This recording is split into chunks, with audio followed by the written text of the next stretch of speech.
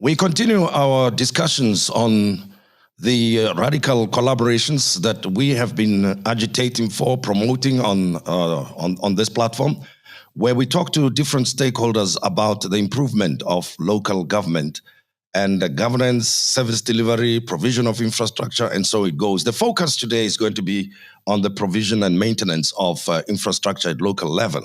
So I'm joined by someone who is very much familiar with this subject. He's the CEO of the South African Chamber of Commerce and Industry, Mr. Alan Mukoki. Thank you very much, Alan, for talking to us. Thank you for the invite, and good morning to you and your listeners as well. Just give me a broad sense of what business expects from local government, particularly when it comes to infrastructure, and what the situation is in South Africa at the moment. Well, you know what business expects is quick turnaround times when we've made inquiries or requests for anything. For instance, the area of water, provision of electricity, removal of waste, and cleaning up of our suburbia and roads that are actually functioning, and very responsive infrastructure basically on many of the other pieces, whether you're looking for a permit from the local government or you are actually complaining about some burst pipe somewhere. You want there to be speed, because speed is very important for productivity. If you don't have that level of speed, you don't have that level of service that is very proactive, then you're actually always going to be coming from behind all the time. So it's a very critical area that you've got infrastructure, the roads are working, there are no potholes, you can drive cars very quickly as you do your deliveries, and you're not actually disturbed by punctures. And things just work, you know, traffic lights are actually working, because when traffic lights are not working, whether you want to blame ESCOM or whoever, in the final analysis, we experience government at a local level. You and I don't have a relationship with Pretoria or the Union Building, so our relationship is here in the street of Johannesburg as we walk up and down and we're trying to conclude our business. But what is the general situation then in the country? I know of particular cases where local governments, municipalities did not deliver on certain things. I think Lichtenburg is an example where Clover had to move because they were not provided with water, and other parts of the country these things have happened. But typically, what is going on at the local government level? There is a general sense of discouragement right now, because obviously, as you've seen with the AG reports, you've had so many municipalities, basically a lot of Munichs that have disclaimers, very qualified audits, those who are doing better, and very few of those that are actually performing at the right level. And mainly because there are no skills. In other words, people are not doing the right things when it comes to hiring the right people, and people being accountable and responsible for the tasks that have actually been given. So business does not necessarily have a sense of high confidence in local government in many of the local Munichs at this particular point in time, because of this apathy that you experience generally when you go there to do anything whatsoever. So it's a very serious problem. I mean, a basic thing such as whether you can clean and sweep the street is fundamental for whether you can conduct business or not. If I'm operating my business, for instance, outside, and I took a lease outside of a shop in Elof Street, and the next thing I hear, there's a group of 20 hawkers that are also selling a product that might just be similar to my product. Sometimes, you know, goods that are actually being dumped by other countries get to be given to hawkers, and they're actually selling them outside. It's a role of local government to make sure that those kinds of things don't actually happen. You are not necessarily by saying that you say the informal sector must be killed, but you can't run an informal sector outside of formalized business that is paying taxes outside where they've actually taken a lease. Because in the end, what you're actually doing is that you're allowing substandard goods to be brought into the country. Quite a number of these goods are actually being brought in at huge cost to the fiscus, because taxes, import duties, excise and customs are actually also not being paid. So it's a very interrelated problem as it relates to that. And then where you then do allow areas where you say I can allow informal trading to actually take place, then look at the hygiene. You don't clean the streets, people just dirty the roads, and no one is, and it's not the fault of the people who are actually in business who are informal traders. It's because the council itself should respond appropriately. You've now allowed people to be there. Then make sure that they are going to ablution facilities. Why do you allow people to create informal trading stalls in an area, but you don't actually provide toilet facilities. There are no basins. There's no hygiene. And then the streets are actually dirty. It's the role of local government to ensure that you provide that particular service, including to those informal traders. Because if you don't do that, you're creating a general state of lawlessness, you're creating a general state of dilapidation in those particular areas. And it impacts, obviously, those people who are informal business because they pay the tax, they pay the personal income tax, they deduct the pay from the employees, they pay the VAT, they pay, the corporate income tax. And you can't run a state in that particular manner because you just allow whatever to happen to happen.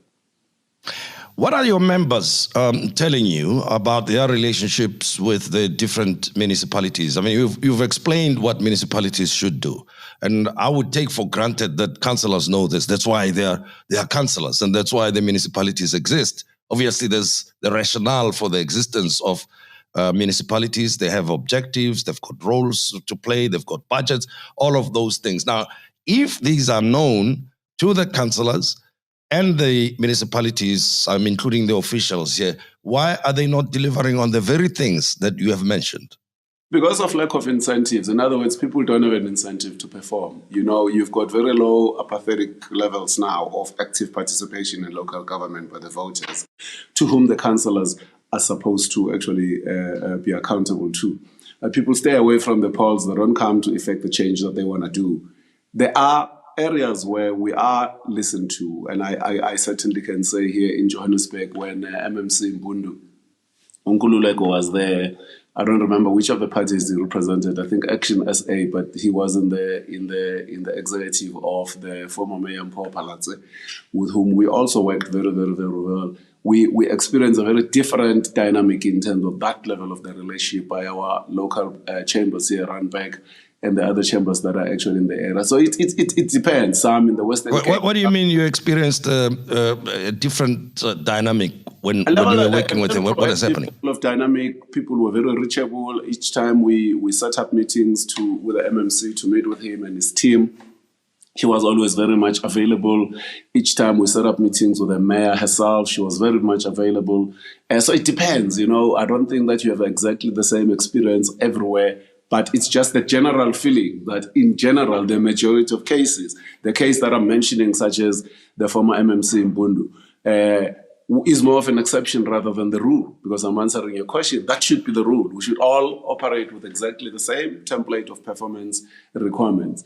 So it looks like there's a problem with training at local government to begin with, purely because these local government organizations, whether they're in all these coalitions, they don't all have the same standards. In other words, we don't elect and select people and hold them accountable with exactly the same standard, as I said earlier on, because people are supposed to be accountable to voters. Voters are absent from the polls, so no one cares about anything. Everybody else does whatever it is that they're doing. So whether it's a local council under the ANC or the DA or a coalition of one sort or the other, the standards are never the same. Even within the same municipality executive committee, you find that there are variances in terms of performance because you don't have one singular template that says, this is the way, these are the values that we attach ourselves to, and we will actually, when it comes to service, client service offering, this is what we're all committing to actually do. Everybody else does whatever it is that they're doing, and the coalition framework is not actually helping us with anything. It's simply maintaining and keeping people in power, but people who are not necessarily themselves aligned to one single purpose in terms of what it is that they're actually trying to do or what it is that they're trying to achieve. So that's part of the problem. Now, in the, let me call them the poorer regions of the country, right? We know that budgets are allocated for the development and the build of the infrastructure and the maintenance thereof. But these standards can be very inconsistent. As the business community, how are you working with the municipalities, particularly in those outlying areas? We've referenced Johannesburg a great deal because this is a metro and a big city with big budgets. What are businesses doing to assist municipalities to improve the maintenance of infrastructure? The businesses, to the extent where they've won the tender to build that's what they would do. But it is not the job of business to be assisting local government to do the job of local government. We as business need the help of local government so that we're able to deliver what we need to deliver so that we can pay the tax. We can pay the indirect and the direct taxes so that we can actually then maintain the roads, because you can only do the maintenance if there's, as you say, there's a budget.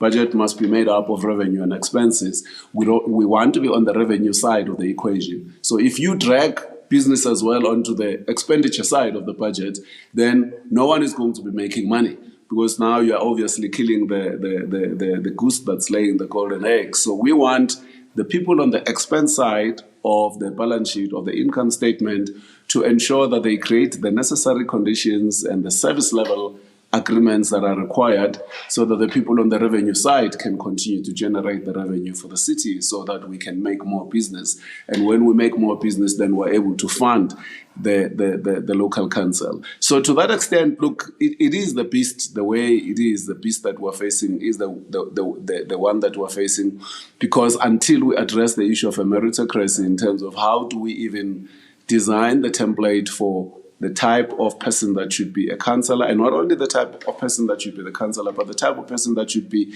in local government administration, because that's where the problem really lies. You know, politicians can come and go, but if you don't have a very strong structure of those people who are public servants at the local government, who are highly competent, highly skilled, highly experienced, and are actually held high in terms of the performance standards that they should deliver to, you are not necessarily going to solve this problem. And I think that we should stop pretending these are short-term problems. We've got a very permanent problem, and the permanent problem requires us to resolve it in a way that's permanent.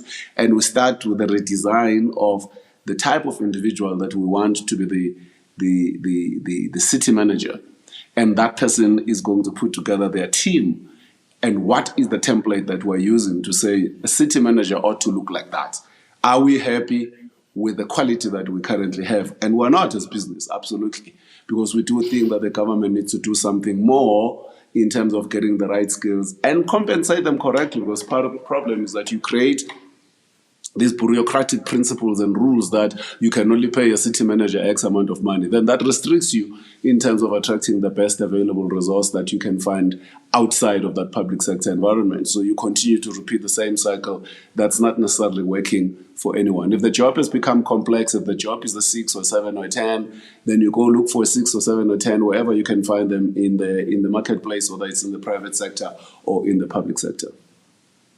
So we have this problem, and there are specific districts that have already suffered as a result in a high-profile manner, where businesses have said they're going to move out of those particular neighborhoods and go elsewhere. We've already seen some of those.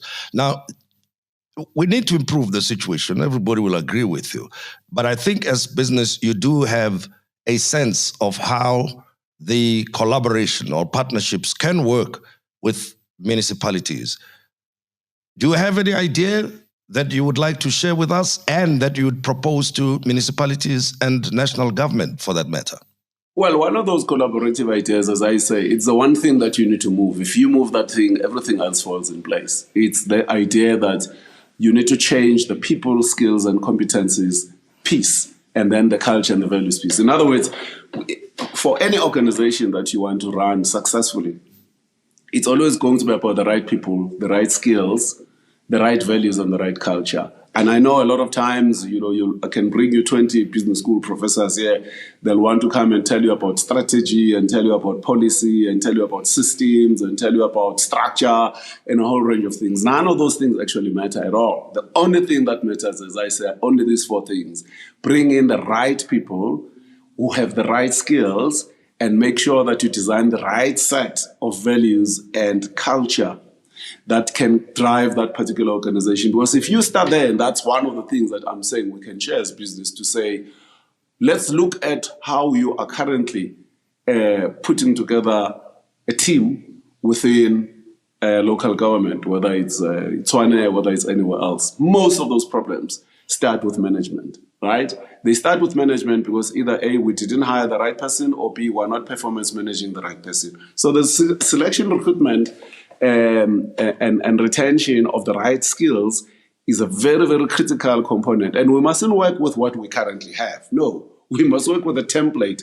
What we currently have must meet with a template. If what we have does not meet with this particular template, then what we have must go. so that we can go find something that fits in with the right template. When we say what kind of qualifications we're looking for, and by qualifications, you don't always mean academic, but we mean someone who's got and can display and can prove the competencies that we are all talking about. So we have to make sure that we now know that we are going to be very focused and uncompromising when it comes to who do we want to be the city manager and how do they put that team together. When we say someone is in finance, you look at financial management in a number of the AG reports. Poor basic skills in just financial accounting. How did we get there in the first place? We got there because we, number one, did not make sure there's a culture here that says we hire technically competent people and we can define what we mean by technically competent, whether it's academic skills, whether it's proven performance track record, whether it's experience, whether it's skills, and we can vouch for these people who can put them through a proper assessment of not a story of I can hear from someone else that this person can do the job. No, we can put them through a proper scientific process as we do in the private sector when it comes to hiring people in high impact jobs. So that's one aspect that you cannot actually change. The other piece, of course, is to change the culture in terms of what is the culture. Culture is very, very important because culture is the way we do things around here. It's a mistake for many organizations to believe that culture must not be codified. Culture must be something that is codified. If we agree that we only hire people here who have an organized mind, can we define what that means like? And then can we measure and performance manage on that? That the people who work here understand complexity. That's part of the culture here. The people who work here have got an execution mindset. That's culture. Can we define what we mean by that? So that these things are all written down. So when you are a mayor and you are going to sit down with your executive committee to hire the next city manager, the next city financial officer, the next city project manager, there's a very clear template. Right now, everybody else is bringing different standards because some of the councillors, if you saw some of the reports, some of them have got a standard 5 education. Some of them only went to high school, but they never actually finished. And now they are sitting together. They are now supposed to determine the type of person that we should actually hire to be the head of water or to be the head of health or to be and these are all senior public servants that ought to be the people who are actually running the structure so that the politicians can continue to do the politics and not try to do the actual management of the delivery itself. Alan Mukoki, thank you very much for talking to us and we appreciate your time. And that's the CEO of the South African Chamber of Commerce and Industries, Alan Mukoki. Well, let's discuss the challenges of infrastructure provision at local level and the impact that poor maintenance of infrastructure may have on businesses that operate at that level.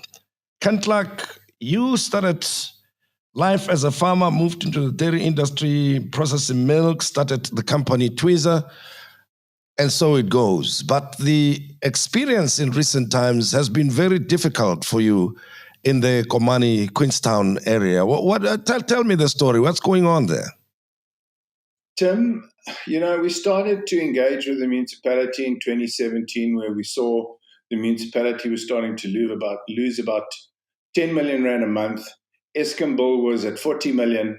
And we said, guys, Eskom's going to cut us off. We need to sort things out.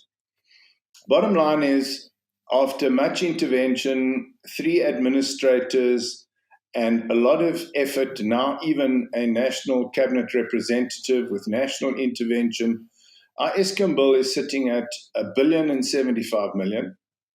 I don't think much is being paid off on a monthly basis.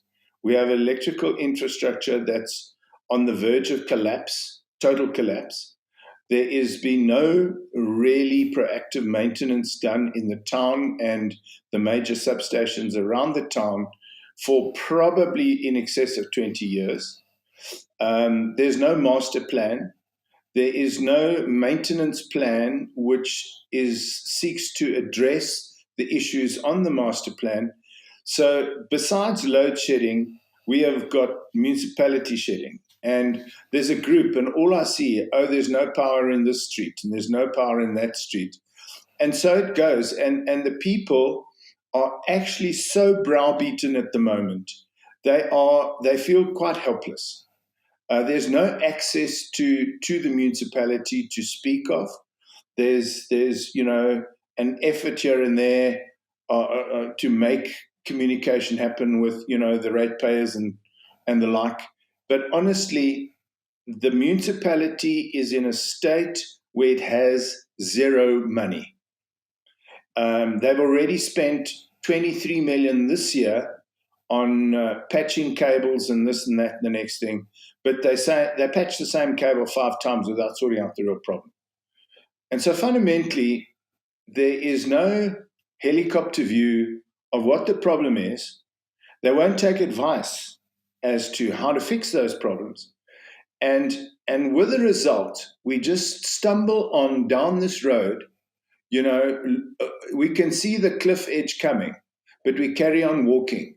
We don't turn around and say, guys, let's take hands and let's sort these problems out. Because if we do that, we can do it. I'm sure we can.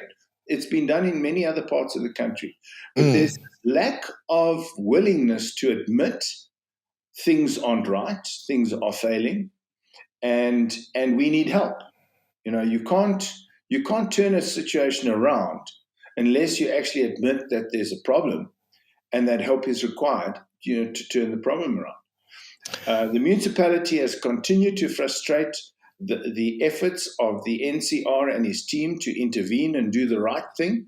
I believe we had a really good team on hand, and I liaised with them on a regular basis to try and, to bring them up to speed as to what I thought the problems were.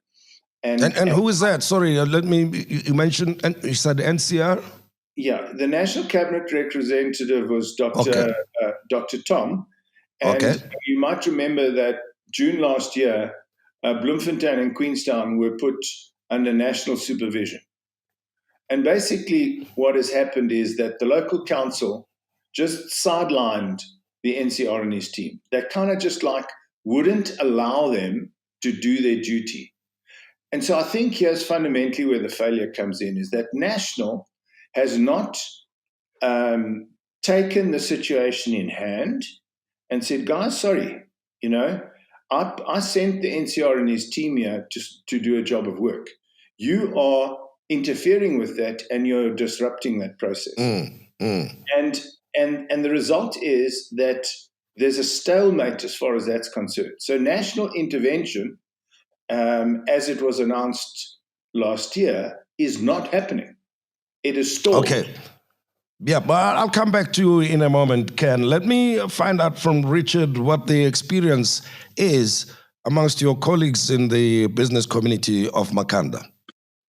Tim, Makhanda's context is in some ways similar to other failing municipalities around the country, but it is also different in that we have engaged with various partners, one being the Kagiso Trust, and we're going on a journey of radical collaboration. So we're sitting, we're meeting, we're talking, we're engaging. That doesn't mean that we are it's smooth sailing. It's difficult. There is a massive, massive trust deficit. However, our municipality has acknowledged that what they are doing is not sufficient.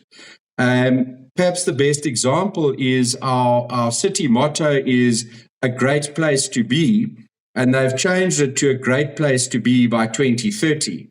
Whilst I hope it happens far sooner than that, at least it's an acknowledgement that it's not a great place to be and we've got major deficits. So at the moment, our challenges are water and water reticulation. So at best, we are on a 1 day on, 1 day off in terms of water supply. Our electrical distribution is not sufficient. So we're getting double load shedded. So not only by Eskom, but also from failures in the grid and at substations. Our road infrastructure is poor and needs serious maintenance. Our solid waste has been piling up and has been an issue on and off. And then our sewage, raw sewage, and the treatment of raw sewage is wholly inaccurate. Whilst it is a problem for Makhanda, it's even a greater problem for Inglambe municipality and Port Alfred as the water flows towards them down the Kawi River. So that kind of frames where we are. We also, I think it's important to understand what type of city we are. Our economy is basically based on the tertiary sector. It's education, it's services like the courts, law. There's not much industry. I can only think of three businesses that manufacture anything at scale here. So really it's tourism, it's education and law. And that's what we do. For any of those entities to survive, to thrive, to grow, you need good infrastructure. And that's the challenge. Sure. And I suppose, Ken, to come back to you, I mean, you are in a production manufacturing type business. What has the impact of what you told us earlier been on your business when you look at the evolution of the problems over the past 5 or 10 years? Tell me more about the impact of this. Tim, it's absolutely catastrophic. If we get to stage 6 load shedding, there are certain machines we cannot run productively anymore. It's just not possible. On the dairy side, obviously, it's a lot more tricky. So we've had to put in big generators, and our fuel costs are just rocketing. And, at the end of the day, this is creating major costs for all businesses, not just ours, and it's debilitating. And the problem is, Tim, there is no plan and there is no end in sight as to, and I speak both nationally and from a local government perspective. And I think that's the real challenge that we have. What plans do you put in place? When you put in big generators, you're looking at a cost of electricity that is between 7 and 12 times that of Eskom electricity. Now, how do you replace Eskom electricity at that kind of price and still run an efficient and profitable business? It's almost impossible. In fact, in certain low value items, it is impossible. So the implication for you as a business owner operator who employs people and so on, what is it? How are you going to get out of this situation or get it to be resolved? Tim, as far as I'm concerned, that I was very heartened when I saw that at a national level, senior businesses and banks got together with the president and started to talk. Because what we need in this country is to sit around a table and develop a plan and a national plan of how we can move together and work together to solve these problems. In Queenstown, we've got just an organization that we started called Let's Talk Komani, and our new chairman is looking to set up a group of elders who can speak to the community about the problems and get some national consensus as to how we move forward. We need we're a divided society. Democracy has not brought us together. It's divided us further apart, as I see it. And how do we get together and understand what our problems are and share our expertise to sort those problems out? Unless we get to that both at a national level and at a community and local government level, I can't see us sorting these problems out. There's a huge willingness to become involved in being a part of the solution. But if you're shown the door every time, what role can you play? Agreed. But Richard, you are trying things in Makhanda with the radical collaboration and the Circle of Unity efforts that you have initiated there. Are they beginning to bear fruit? How do you collaborate? How do you work together to improve whatever parts that you can improve? Tim, I think it's about sitting down at the table and having discussions. And if I'm honest, there's a lot of talking and very little action. And whilst that frustration is there, at least the conversations are happening and the directionality is there. One takes what President Ramaphosa said at the SONA conference, not the SONA, the SALGA conference last year in East London. He said the real estate capture is happening at a local government level. The Auditor General is not writing fiction novels. They follow what really happens. Therefore, you should take them seriously. So we know what the problems are. We know what the issues are, but we fail to hold people to account. And we fail as the electorate to hold people account, and the government officials are not being held to account by their executive. So we've got a real challenge. But certainly I do feel that we've had some traction with radical collaboration. We are moving forward. We are making some progress, albeit too slow. If we don't speed up that process in the coming months, it might be a little bit too little, too late. And Ken, in your case, what do you think you can do now? You were mentioning the national representative who has been sent to come and assist the community of Komani. And from a business perspective, obviously, the situation is very urgent for you, for those challenges to be resolved. So what else can you do beyond where you are now? So, Tim, I think our last resort is to approach the courts to dissolve the municipality and to give the national cabinet representative and his team the opportunity to do the job that they were intended to do, or that they were instructed to do in the first place. And they need to be supported by, government politically and financially from a treasury perspective, and particularly from an expertise point of view. As I see it, the entire organization has been hollowed out. And we need to get to a point where we put proper capacity in place and we get the various votes in the municipality to function in a way that they intended to function, to do the planning, to see what is a priority, and to allocate funding to sort out those priorities and to attract business to our town. And that is just not happening.